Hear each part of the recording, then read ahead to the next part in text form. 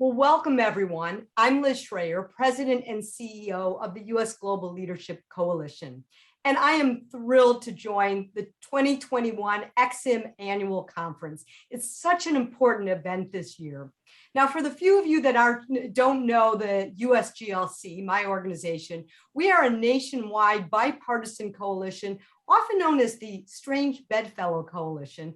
Now, I don't think we're that strange, but we're a little bit unusual because we bring a wide array of people into our coalition, which is a bit unusual these days. We bring business leaders like so many that are joining the conference today, as well as nonprofit leaders, faith-based groups, mayors, farmers, veterans, Republicans, Democrats, independents, literally from across the country. Because like all of you, we believe that America's engagement in the world matters not only to every family in the country, but it matters because it's important to our national security and our economic interests. Now, we all know that the world has changed dramatically over this last year. Certainly the global pandemic has shown us that, but it's more than that. We're seeing the growing instability in the world, democracy under attack, global hunger is on the rise, and global competition is really heating up. And Americans simply can't ignore what happens around the world that is outside our borders, because it's impacting our health, our security, and as we're going to talk about today, our economic interests. So the big question that's central to our discussion today is, what can we learn from this last year and a half to keep us safe, to make us healthier, and to open up the markets for creating jobs here at home? And how do we use the key answer to this question is, how do we use our investment in development, diplomacy, globally, that makes a difference to every American family? It's why we at USGLC invested in our most significant new campaign effort. It's called Foreign Aid, What's It Worth? And we're out there telling the story to ensure that we never again have to experience a global pandemic again, and to make sure that America confronts global challenges before they spiral out of control and land on our doorsteps. So when it comes to global development, global economic engagement, you ask the question, what's it worth? Well, it means healthier lives here at home.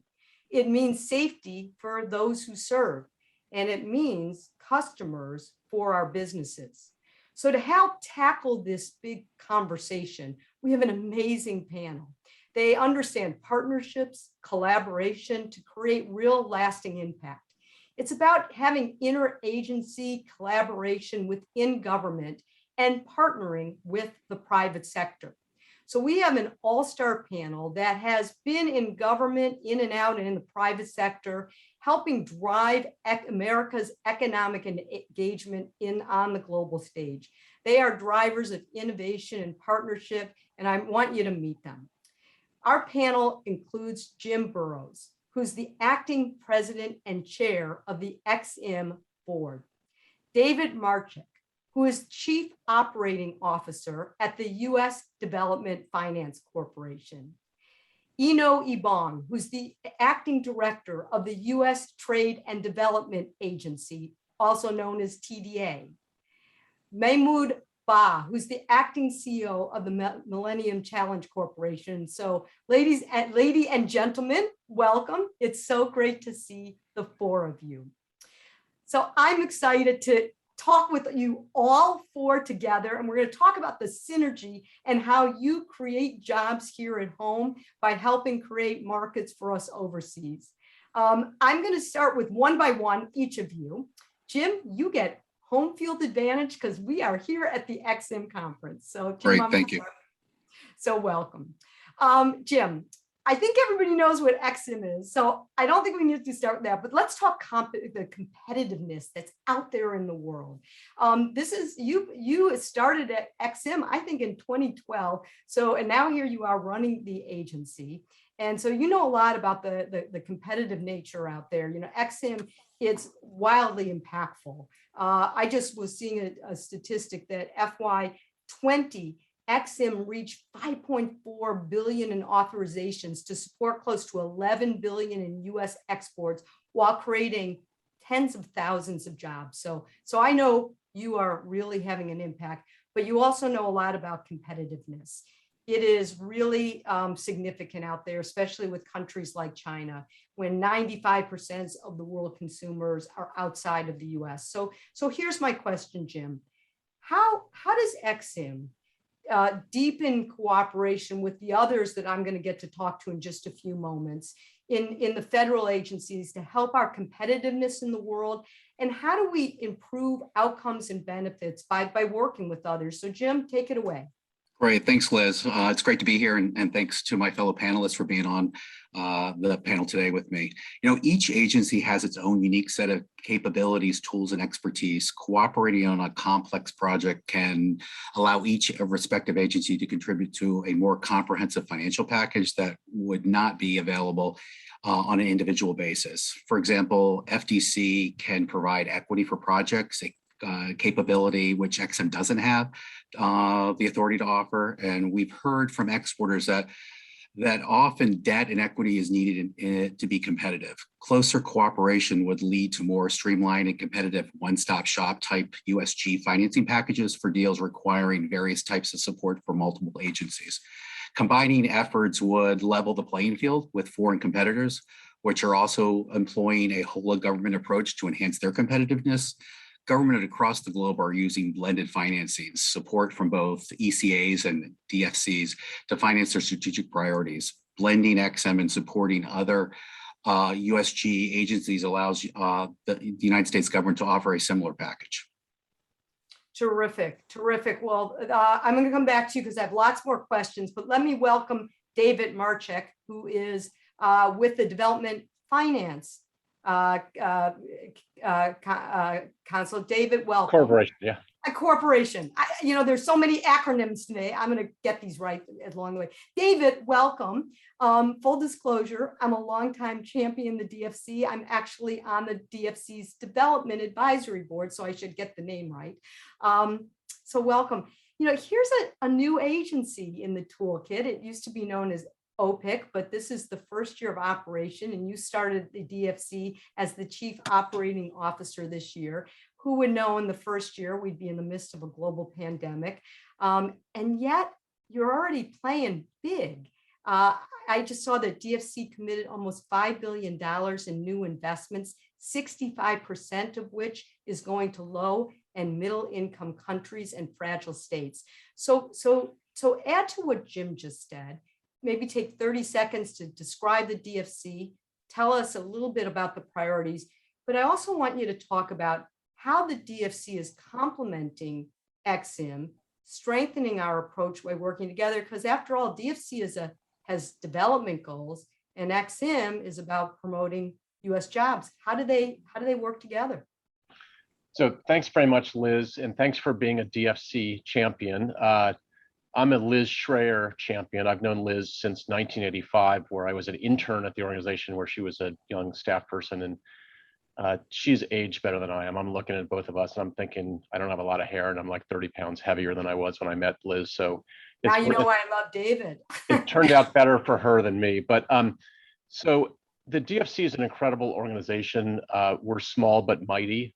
And Congress empowered us with additional tools when it changed the former OPIC to DFC. So it expanded our capacity from $30 billion to $60 billion, so doubled our cap. It also gave us new tools, including the authority to invest equity. And it gave us additional authorities, including some from USAID. And so over the past 5 years, we've averaged about $4.2 billion in deployment or commitments. And this year, I think we'll be up a little less than 50% above the 5-year average. So we're, the president and the senior officials at the White House have really pushed us to reach, and we're doing that. We actually can work closely with EXIM. EXIM's an incredible organization with a very distinct mission, but we compare notes on markets, we compare pipelines, we collaborate on environmental and social issues to have best practices, And we can also collaborate to enhance US leadership abroad, which essentially is the goal of the organization that you lead, Liz. So I think our collaboration is good, and I'm hopeful that we can do even more. Terrific. So let's hear from maybe the smallest of the organization, but mighty, mighty, mighty, playing above its weight, and bring in the U.S. Trade and Development Agency. Welcome, Ino Ibong. So good to see you. So you're actually now on your second tour of duty at USTDA. I think you were there close to 15 years ago, but now you are acting director in the new administration. It's such a critical agency whose mission is to promote U.S. exports and develop overseas infrastructure. And when I think about my original part of my opening about what's it worth, you have this remarkable return on investment. For every $1 investment, it generates $112 in U.S. exports, which is just stunning. And to date, USTDA has facilitated $74 billion in U.S. exports since its founding in 1992. So how lucky you are to be out there. But I want to ask you about this question on economic competition. You know, I think a lot and I talk a lot about American and the global economy to recover from COVID. It's so critical that we have to share and support new global opportunities at the local level. And that's what USTDA's mission is every single day, is focused on this job creation and overseas economic development. So take us inside and talk a little bit about USTDA's mission and how you add to the synergy of what EXIM and DFC are doing. So welcome. Thank you so much, Liz, and thank you for the amazing work that USGLC does. Thank you, Jim, for hosting this conference. It's so important and impactful, and I'm so pleased to be here. US Trade and Development Agency is this extraordinarily effective agency, small but mighty. I'll use that moniker as well. So we are expressly focused on working to really develop overseas infrastructure project preparation, but in a way that facilitates and places and positions US companies to export goods, services, innovative technologies to these projects. Essentially, we're working alongside the private sector at this early pre-financing stages to really structure infrastructure deals that can be financed by EXIM and DFC and others as well, private banks, public sector resources, multilateral banks. We really love it, and some examples, hopefully there'll be time to talk about them later, when we can work with our sister agencies, because it really speaks to the whole of government approach and it's effective.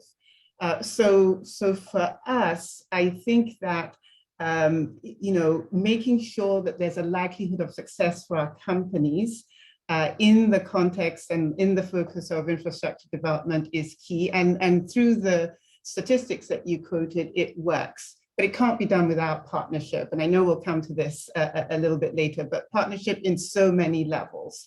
Our teams work closely together. I often sometimes think part of what we should do more effectively is sort of raise the visibility of the work we're doing together behind the scenes. I also think that the initiatives and the focus of the administration will provide a foundation and a platform to raise our interagency coordination.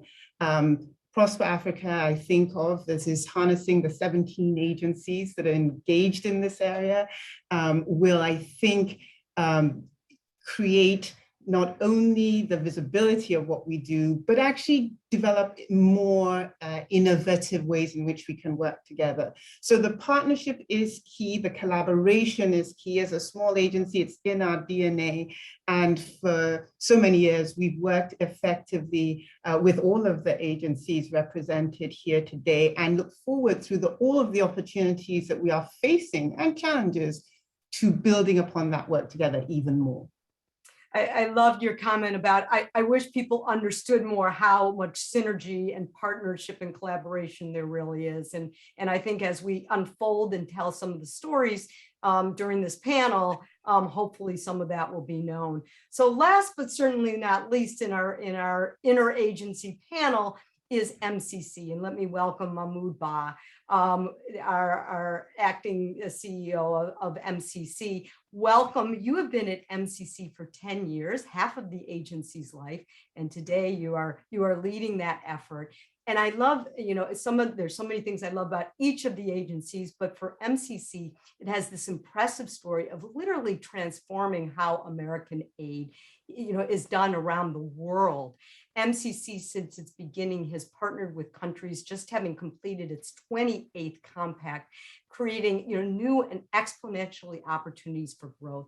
And I think my question I'd like you to kick off with is, in addition to adding to the synergy we're already beginning to talk about, is one of the administration's priorities of President Biden coming out of the G7 is this conversation, since MCC does so much on infrastructure, is on Build Back Better World, or what is now the acronym, and we'll add another acronym, B3W, Build Back Better World, and trying to launch this bold and new initiative to close the gap of $40 trillion in the developing world, made worse, obviously, over COVID pandemic. So Mahmoud, talk about what this Build Back Better means for MCC. It's hard enough already. How do you bring to the table of your interagency colleagues this focus and priority on infrastructure? Thank you, Liz. And thank you so much for the invitation. And I also want to take this opportunity to thank my colleagues here on this call. I think everything that has been said does resonate. And it is great to be part of this very collaborative interagency relationship. To your question, I think the vision of the president and the G7 partners of rebuilding a better world, emphasis on better, is in line with MCC's approach. We do believe that this is looking at a long-term perspective when it comes to delivering growth that is sustainable, climate smart, inclusive, and job rich. We intend to fully support the president's strategy. And I just want to talk about three specific aspects of this strategy that I think is critical. It's first starting with how we're defining infrastructure, right? It's about building back the world. And I think that it's the physical infrastructure, but also the institutional infrastructure that come with it, and the human capital that is needed with that infrastructure. So when MCC pairs large physical infrastructure with policy and institutional reforms needed to ensure that that physical infrastructure is sustainable and benefits the community it is built to serve. But that doesn't stop there. I think we have to also look at the human capital that is needed to build, maintain, and leverage the infrastructure. I think the issue of leverage here is very important, as we have DFC, XM, and USTDA on this call. Leverage is the DNA of these transactions. So for MCCs, the quality of the money that we bring to the table is grant money. We're not adding any dollar to the debt burden of these countries, but we are asking them to do significant policy reform. That would allow investors to feel the certainty that if they invest $1 there, they will get their return back. Because I think in all of this, we will get to some of these points, it's a matter of certainty, right? Investors hate uncertainty. And I think that creating the environment, which is the last piece I was gonna make, is the enabling environment. I think if you fix the policy issue and you have quality money and quality investment, you have to create an enabling environment where more private sector capital can flow in. And private sector, we all know governments cannot do it alone. That is certain. The infrastructure gap that we are talking about cannot be filled with government or public funds. It has to be accompanied by significant private sector investment. And I think the Build Back Better will do the work of going to build that human capital and the institutional infrastructure to let that capital flow in and close deals. Well, thank you for everybody giving a sense kind of what I'll call the 30,000-foot view of what you all bring to the table and that you work together. What I'd like to do is try to drill down and make it feel real for our audience to understand some examples. So I'm going to pick some specific kind of hot topics and a region here or there to try to make people understand some examples. So topic number one, I got to start with global health and the global pandemic. So, I'll pick one or two of you to each respond to this so we can get to as many topics as possible. So looking back at the past 18 months, obviously you can't fight a global pandemic without a global response. And it's completely linked to the US economic recovery. So each of your agencies are right in this battle and playing a key role, and certainly with the private sector folks that are tuned into this conversation. So let me maybe throw this out to David and to Mahmoud, because DFC and MCC are certainly front and center, not that the other two are. What do you see as the biggest challenges made more complex because of addressing COVID-19, and how are you stepping up in the game? And if you can, synergy among yourselves. So DFC, what are you doing that's unique on the global pandemic that a year and a half ago wouldn't have been on your plate? Well, thanks very much. It's a great question. Actually, Mahmoud and I were talking about this yesterday. So this is kind of a softball for us. I appreciate that. The DFC's done incredible work with respect to the pandemic. Traditionally, health has been a very, very small part of our investment activity. It's averaged about 125 million per year over the last 5 years. This year, we're going to invest over 700 million in global health. Perhaps the most significant thing we've done is to invest in manufacturing capacity. And here the numbers are striking. Globally, prior to the pandemic, total manufacturing capacity for all vaccines, so yellow fever, polio, influenza, et cetera, was 5 billion. Today, we need 11 billion shots alone for COVID vaccines. And there's a shortage of supply. We all know that in the United States, in February, March, and April, we were all desperate to get our shots, going on the internet and trying to get in line and trying to get our family shots. That's still happening around the world. There's still a very, very significant shortage of vaccines. And so working with other agencies, including the State Department, USAID, NSC, and our colleagues on the phone, we basically did a global survey of manufacturers around the world. We also worked with pharmaceutical companies like Johnson & Johnson, Pfizer, and others. And we identified companies that could significantly increase their manufacturing with additional financing and additional support. So to date, the DFC has already announced 3 transactions, 3 investments in manufacturers, one in India, one in South Africa, and one in Senegal. Combined, by the end of 2022, those 3 companies will have capacity to produce around 2 billion doses of vaccines, which is extraordinary. And we have one other transaction which we're working on, which is in our pipeline, which will add about 100 million doses. So what we're trying to do is create capacity in developing countries for developing countries. And again, the data is staggering. So in many advanced developing countries, the vaccination rates are 70, 80% of eligible population, including the United States, thanks to the president's leadership. In Africa, it's still 2%. And so the need for vaccines in Africa and in low-income countries is stark. And there's a supply-demand imbalance, and there's an equity problem. And so we're using our capacity to try to fix that. And in terms of how to collaborate, I mean, yes, Mahmoud is going to Senegal shortly, and we spoke about how to collaborate. And he could talk about what he's doing in Senegal, but we're actively collaborating to focus on this issue. And I will stop there. But so DFC is doing their part. What does MCC do to build on that? Well, first of all, I do want to congratulate DFC for this amazing deal, 2 out of them being in Africa. And I think that the issue of vaccine equity is a serious matter. right? We are talking about getting a third shot here. The continent, most people don't have the first shot. So David, congratulations on that transaction, and that is quite well done. I think that on the MCC side, you know, Liz, we talk about policy and institutional infrastructure. Is working with our countries and doubling down on these policies, specifically in the health sector, that countries need to address so they can face the next pandemic.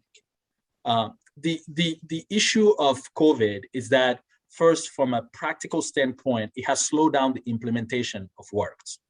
Many of our infrastructure work has been severely impacted by delays due to travel restrictions and delay due to global manufacturing and logistical infrastructure. But I think that the work that MCC is doing is to look at our analytical tools and see, are we doubling down on these fundamentals, policy issues that are preventing these countries from addressing global health issues? So that's where I think MCC is focusing its attention. But there's also one point that is extremely important is the recovery. Looking beyond the pandemic is that countries have really, this pandemic has put hundreds of millions of people back into poverty. It's what are we doing to make sure that post-pandemic, the recovery is equitable, is fair, is sustainable, and is job rich. So in most of our compact development right now, we are looking at the analytical tools that we use to see what are the sectors that are constrained, and looking at it in the lens of the impact of the COVID pandemic is essential. Right. I was going to go to another topic, but you know, I see your hand is up, so please. Well, thank you. I just wanted to add, and I think both Dave and Mahmoud sort of referenced the different elements of infrastructure.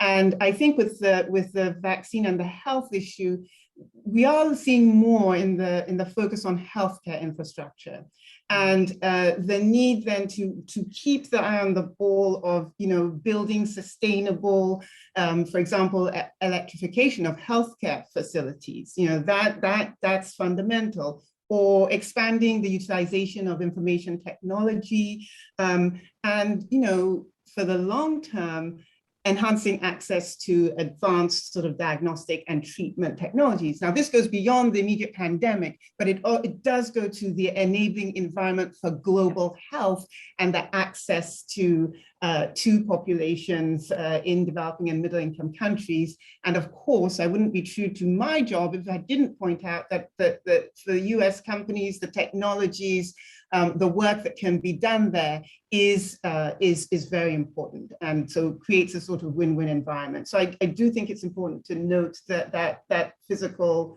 infrastructure part that adds to the health of global health. So Jim, I want to talk about EXIM, and I want to go back to USTDA on a issue, on a topic that's certainly been impacted by the pandemic, and that's climate change. It's clearly a priority for the private sector. It's a priority for this administration. There is no question that climate change, climate shocks are making every other challenge more difficult. I don't need to tell any of the four of you, the pandemic to hunger, nutrition, migration, conflict, more than 143 million people could be driven from their homes by climate-driven conflict and disasters by 2050. So I know both of your agencies, all four of yours, but particularly EXIM and USTDA, are really focused on sustainability, renewable energy.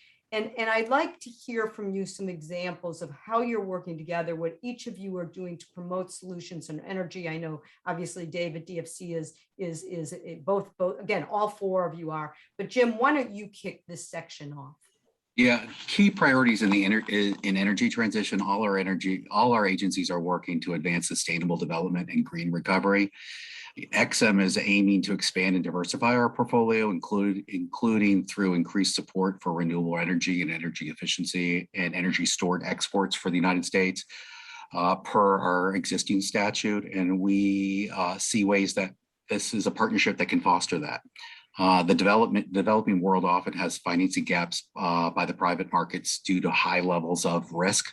Collaboration in the space could crowd in the private lenders. Exim already offers longer 18-month repayment terms for projects supporting renewable energy, and Exim could work together with other federal agencies to make green projects in the developing markets bankable and financially viable for borrowers. An example of working together is our Welding Lamont transaction that we did. It's in Senegal, in a city. It is cited by various agencies and departments and initiatives as a success of whole of government. As you know, Exim authorized a $91 million loan guarantee for renewable energy and rural electrification project in Senegal. And this project was supported by the Ministry of Economy, Planning, and Cooperation. And the project is expected to support 500 US jobs across 14 US states and provides electricity to approximately 330,000 people in more than 400 rural villages in Senegal.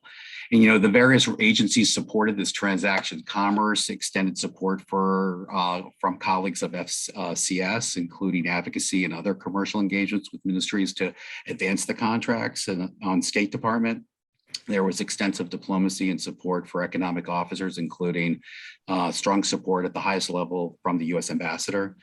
TDA provided a grant in support of the transaction. MCC had a significant power compact for Senegal, was an important consideration. And, you know, Power Africa, it's a significant presence in the country with transaction advisors, was also an important factor, and Prosper Africa raising awareness and collaboration and cooperation among agencies for the deal. So that's a strong whole of government working together to make sure that we are doing the right things. It's amazing where each of you are bringing your own expertise and specific leveraging. So you mentioned USTDA. Talk about your take on the climate piece of this. So, sorry. oh, I'm sorry, go ahead. I'm sorry, I thought you were referencing, I think she meant you. Yes, Jim. yes, yeah, please. Oh, I'm sorry, go ahead, sorry. Not at all. Although, Jim, you did take my example, but I'll think of another one. Oh, sorry. No, that's okay. It's a good one. It really did show the whole of government, and it's fantastic result too.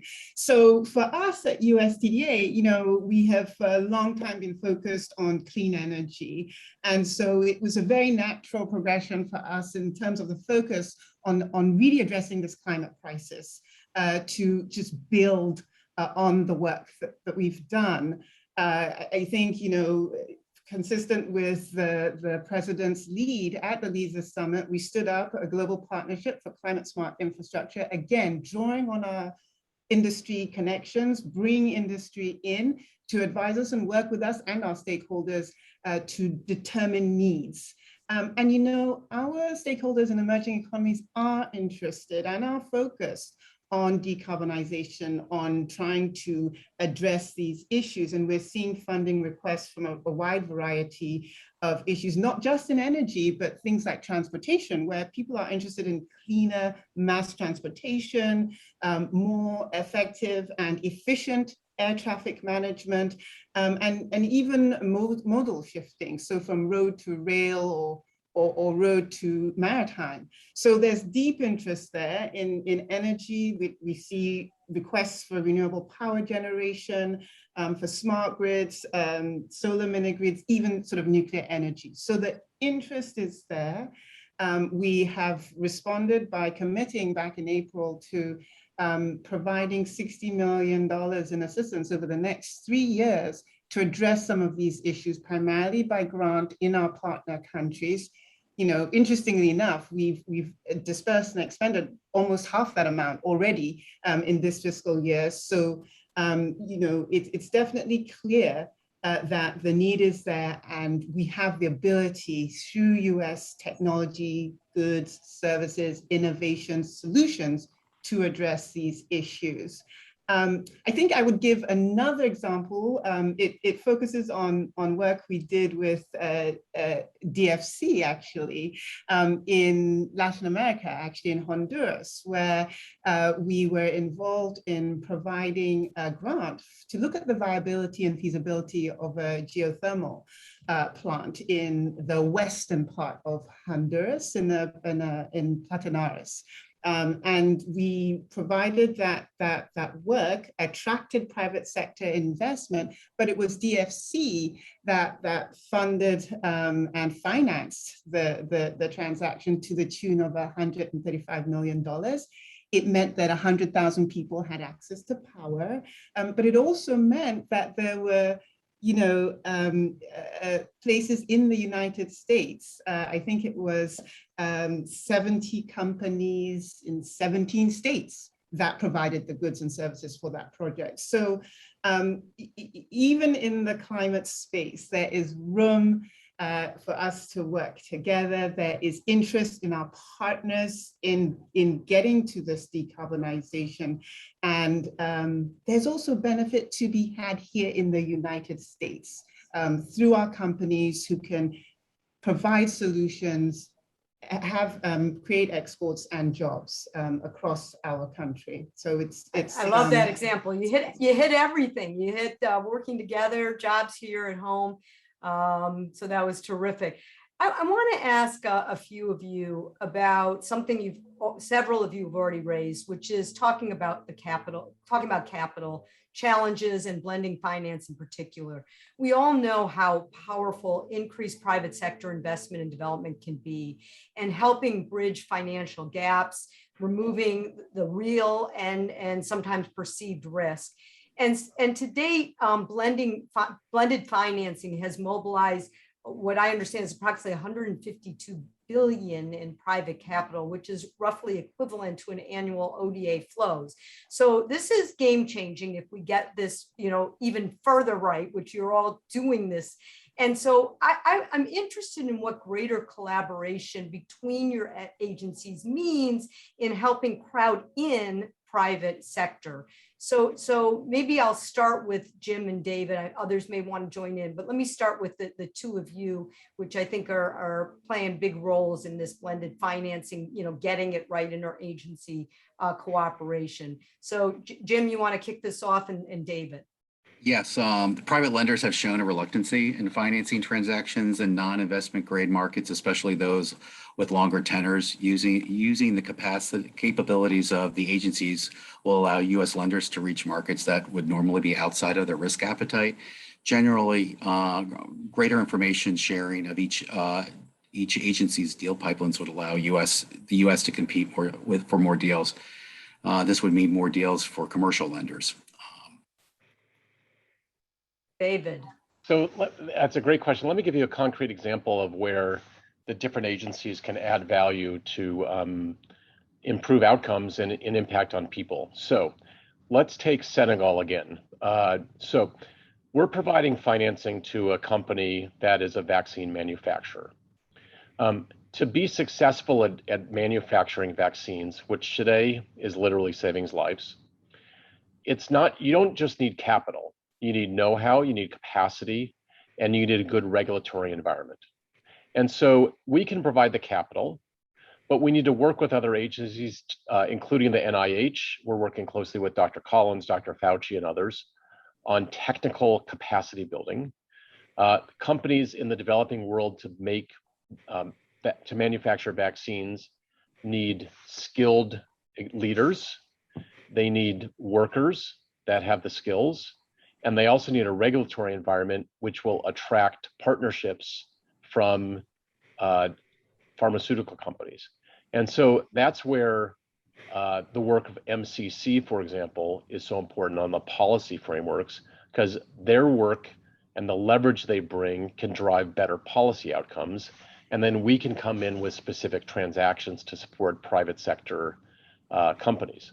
And so the other thing that we do, consistent with what Jim flagged, is that our money de-risks transactions. There still is huge hesitancy among a number of private sector capital allocators to invest in the riskiest countries in the world. And those typically are the ones that are the poorest countries without the same legal infrastructure, without the rule of law, without the stability that we enjoy in the United States and other parts of the developed world. And so that's where the DFC and our colleagues on this call come in, is that we help de-risk private capital, create the conditions for additional capital mobilization, and ultimately private capital flows are the most important development driver because it creates sustainable development, jobs in an ecosystem where the private sector can drive long-term sustainable outcomes. So that's why the work we're doing is so important. And that's why I'm thrilled to be on this call with all of you.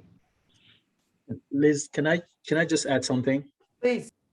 So I think Dave and Jim both really touch on this, but there's one other lens that I just want to add is that we're seeing more and more investors seeking to see impact, right? So this is also driving, bringing in this blended finance into light, is that after you de-risk the transaction, I think one of the examples that collaboration that we're doing with the DFC on the ACFD, which is a catalyst fund, and we're trying to make that work in the our Tunisia Compact, is that helping the country set up the policy framework so that these transactions can happen. Not only is it good business, but also actually it addressed the development issue, right? The impact. So I think that one critical element in getting that done is within the interagency is refining the paperwork within the agencies, right? We all have different authorities. Once we get that behind us, I think it will really start cranking out a lot of transactions that could be more impactful if we have done it alone. Like if we have done it alone, I think this is 1 + 1 = 3. I firmly believe in this collaboration, and I think like making this transaction more predictable will be very helpful for the U.S. government as a whole. You know, I'm going to come back to you all about as our audience is listening. I'm guessing that there are private sector folks out there that are thinking, you know, how do I connect? Because as difficult as the paperwork is just among you, you can imagine it from the private sector side. Several of you, when you were in between government, were in the private sector, so you can understand that. But before I do, I want to ask one more.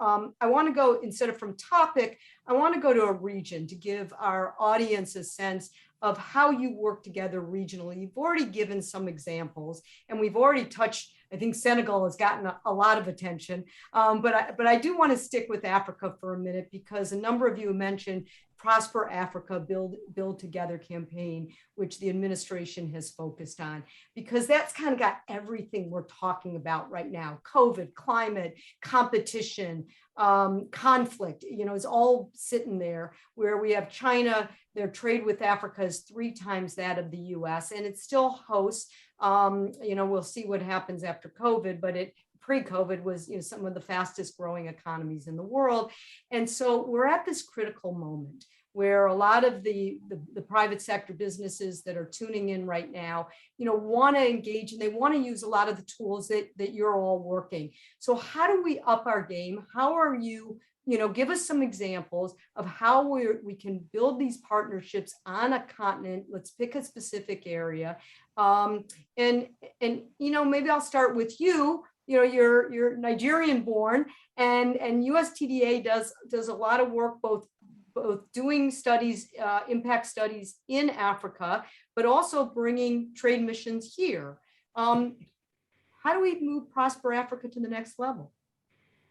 I think it's really actually the very perfect time to do this and to build it out, and to at the same time make it more focused. The reason I think that is that on the continent itself, if we think of the AFCFTA, the Continental Free Trade Area, the interest in countries in being able to trade and do business regionally, as well as between the continent and the United States, all of the ingredients are there, and they're there for us using a vehicle. I do think back to the days of Power Africa, which gave the megaphone to the way we work together and sort of shed light on it for this private sector, for all of our interlocutors.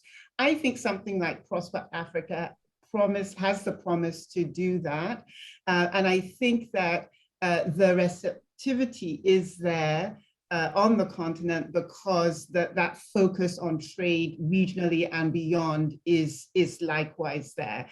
And I think that the opportunities, again, for the enabling environment, for the regulatory certainty that businesses need, to build capacity. I mean, I just came back from a visit in Zambia, where they had a peaceful transition of power to the third democratically elected president. And there's absolute focus on being able to leverage their amazing agricultural economy, but also their minerals and mining as well.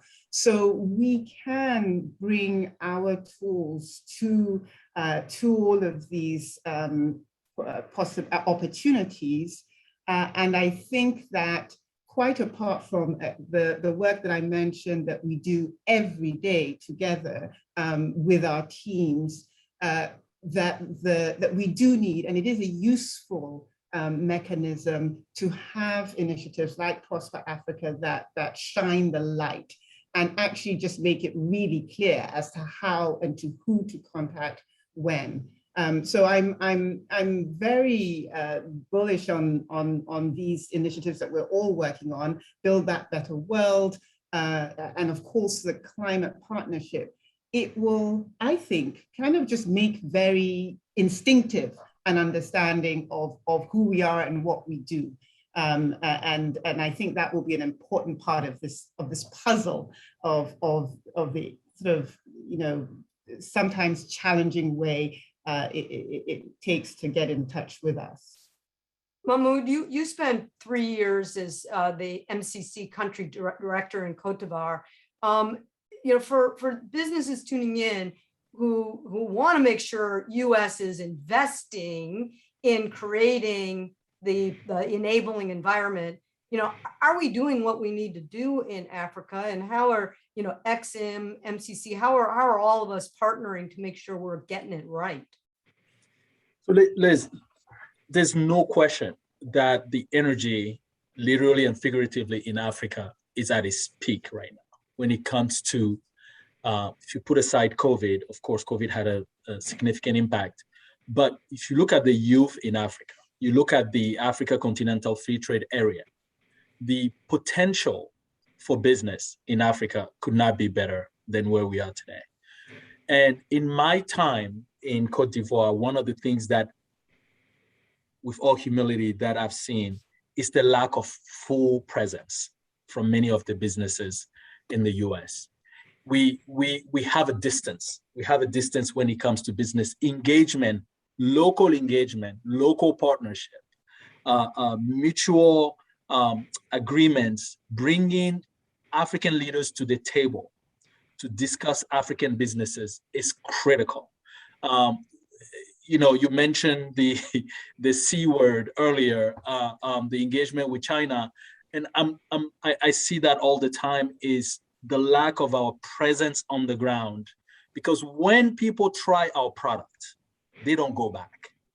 They know it has high standard, high quality. And this is not any bias. I will challenge anybody anytime when it comes to American standards, transparency, and quality. And I think what we need now is to engage more and double down on our investment in Africa, because that continent is on the rise. And if we don't engage, we will be left behind. Jim, do you agree with that? I totally agree with it. And with respect to its work in Africa, in February, MCC announced the American Catalyst Facility for Development that included DFC, MCC, TDA, and EXIM would welcome the opportunity to support that facility in its goal of establishing a formal platform to optimize and organize interagency collaboration going forward. So I'm sorry, I didn't mean to interrupt. No, I say absolutely, Jim. We'll connect back with you. Perfect. So let me ask all four of you this question. In my organization, we have members, we have engagement literally all over the United States. And in normal times, I would be out traveling all over the country, in everywhere from Appleton, Wisconsin to Lubbock, Texas, literally all over. And I meet with small and large businesses, and now we're doing it virtually. But they all say the same thing. They want to know how they can connect with you. They would love this conversation, tuning in, and that's why I think so many people turn in, Jim, to the XM conference every year. How do they engage?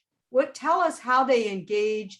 Mahmoud, I'm intrigued by your last comment, that you want more from the businesses, but I think they want more from you. So Jim, how do they engage with XM? And the same I'm going to ask for all of you. What opportunities are there? What challenges are there you're talking about the interagency cooperation. I want to know about the cooperation between your agencies and the business community. Jim, why don't you kick that off? Yeah, the biggest challenging that we've seen is, obviously the pandemic. The past year and a half have been difficult for U.S. businesses and workers. The pandemic, although it looked like it was slowing down, it seems to be heating back up with the variants, and will require our institution to assess policies and programs to ensure that we're meeting the needs of U.S. exporters and project developers as they reestablish themselves on a global marketplace. One of the things that we did very quickly when the pandemic struck is we all went virtual, like most of the USG. We set up webinars, seminars, symposiums digitally, hundreds, almost 1,000 of them, to make sure that we were connected in with exporters and our partners around the United States and around the globe, so they could facilitate, so we could facilitate their access to our financial tools to help them in their export businesses. But it's more important than ever that all of us as interagency partners work collectively to make sure that we allow the access to our agencies by our exporters in this very unprecedented time. So digital technology has been deployed at XM. I know my other USG partners have also done the same, but we need to do an even better job of working collectively to ensure that our exporters know what benefits are available to us at our independent agencies. Great. I know we have hosted USTDA all over the country, and people just are hunger to engage. What should businesses know about USTDA to engage? What are some of the challenges that you see ahead? I mean, I do think that for us, part of the challenge is just not being known. And it's incumbent on us to reach out in collaboration with our colleagues, very much so, like XM Commerce, that has a huge network, the SBA, think creatively as to how to reach these businesses, to tell them and to engage about the opportunities. Small businesses play an important role in our work. They do a lot of the technical defining definitional missions and desk studies with respect to our work. And, since our inception, I would say about 1.3 billion of our exports have come from small businesses across over 300 communities and towns and cities in our country. So to me, it's a start. I think it's really, really important, because a lot of the innovation comes from small businesses, and we have to reach out, and we have to do so collaboratively to get at them and expose the opportunity. I'm so grateful for the roundtables that USDLC hosts. They're always great fun, and they are so well attended, and you can see that hunger, you can see that interest. And so I do think it is a case of leveraging our work together across the interagency, because there are people who are really expert at doing this, and make sure that then we can open up that opportunity. It's one of my priorities to really enhance that aspect of our work. David, what do you see for the business community engagement with DFC? Well, I think Eno hit the nail on the head, which is we're trying to do more faster, and better by doing more outreach. So for example, our Chief Development Officer, Andy Herskowitz, organized a series of town halls where we went country by country in Africa with the US ambassador, with us, often with other agencies, where we would convene 30, 40, 50 businesses in that country and talk about what we do. And, you know, our organization operates with a pipeline. So we execute around 80 transactions a year, but those 80 transactions comes from hundreds and hundreds that we look at. And so every day we're trying to increase our funnel, increase the pipeline, increase the number of companies that we can support. And so that requires outreach. It also requires us to do more faster. And this is a challenge for the US government. I know I was in the private sector, I was in the investment business, and most private sector entities operate at a much faster speed than we do and that we can. And so we are challenging ourselves at the DFC to do more faster. And it's not always easy, but that's what we're trying to do. And Mahmoud, what would you say to the private sector? Yeah, I think there are a few things that could be very helpful. I think we do a lot of business outreach, like my colleagues has mentioned with the embassy, but the Department of Commerce has this quarterly call where we focus on specific opportunities that are specific to Compact. These are large contracts. And then we talk about them prior to launching the procurement and to just reach out to the businesses. The other element that I found very useful is reverse trade missions. It's bringing in public and private stakeholders at a specific target country to the US to visit the business, to visit our facilities, to visit our infrastructures and look at them and know how we do business. That I find that to be very useful, because when they go home, they really get a reality check as to, okay, this is now a more holistic view than I've seen. So I highly encourage these reverse trade missions and also bringing in folks on the Hill, because at the end of the day, they can make our life also easier by passing laws that can facilitate some of these transactions that we deal with. So we just have just a couple last few moments. So I'm going to ask one 30-second answer to a question to each of you. As I mentioned, I started with what's it worth question. America's global economic engagement, which is the business you're all in. Why? Because it's important to America's families. And I want to know how you see it. If we came back a year ago and said, this worked, we are more interconnected, we're more engaged, we're working more with the private family, what's it worth? I'd love to hear each of your answers. There's bipartisan support for the work that you do, as you all know, but talk to the American public now. 30 seconds each. I'm going to go in opposite order of when I introduced you at the beginning. So Mahmoud, 30 seconds. What's it worth? Why is MCC and the work that the four of your agencies do worth to the American families? Well, it's at the end of the day, I think it's about poverty reduction. And when the majority is lifted out of poverty, we all better off. It's simple. When people are no longer poor, they can buy more products. When people are no longer poor, they can address issues that are fundamental to their happiness and survival. So for us, I think this is worth the investment. Many of the issues we are fighting today, most of them are deeply rooted in poverty. And I think it is probably one of the most significant issue facing the third world and many of our partner countries. So I think it is worth the investment that we're making in these countries. Thank you. You know. I think from a USTDA perspective, it is directly impactful to your pocketbook and to your community, to your state, to your economic well-being. We are connected. It is a global world. And we work from our perspective to ensure that we are doing good by doing well in the United States as well. So we work to better and to increase sustainable economic development through infrastructure development, but we only do it in a way that is going to result in jobs and exports in the United States. So it is relevant. It is part of your world. And it is incumbent on us to really demonstrate how that is true. And the notion of a foreign policy for the middle class, I think, is a correct one. And it is alive, and we work at it every day. Thank you. David. Thanks, Liz. Thanks again for XM for inviting me, and for Liz for your skilled moderation.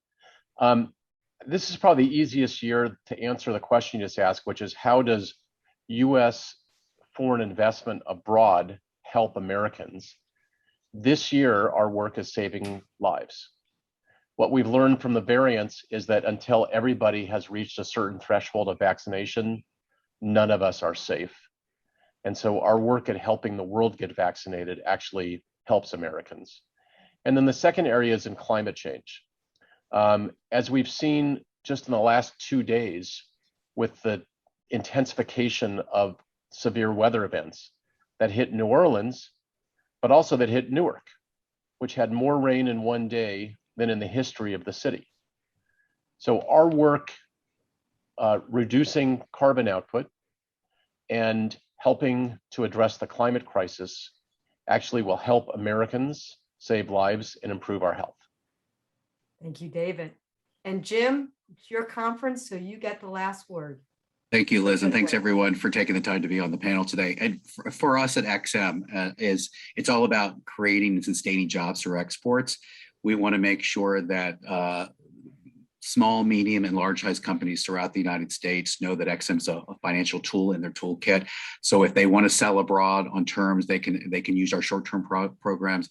If it's a foreign buyer and they are buying American from American companies, that we have the medium and long-term programs to facilitate that sale and making sure that we, like I said at the beginning, that we're growing and sustaining American jobs through exports. So if we were all in person, everybody would be giving you a standing ovation, but I will just do it with words and thank all four of you, not only for your brilliant comments today, but for what you do each and every day, leading your agencies to advance America's interest in the world and for keeping our economic prosperity strong and advancing. Thank you all for joining us. Thank you, Jim, for inviting us. Have a great conference. Thank you. Thank you very much. Bye.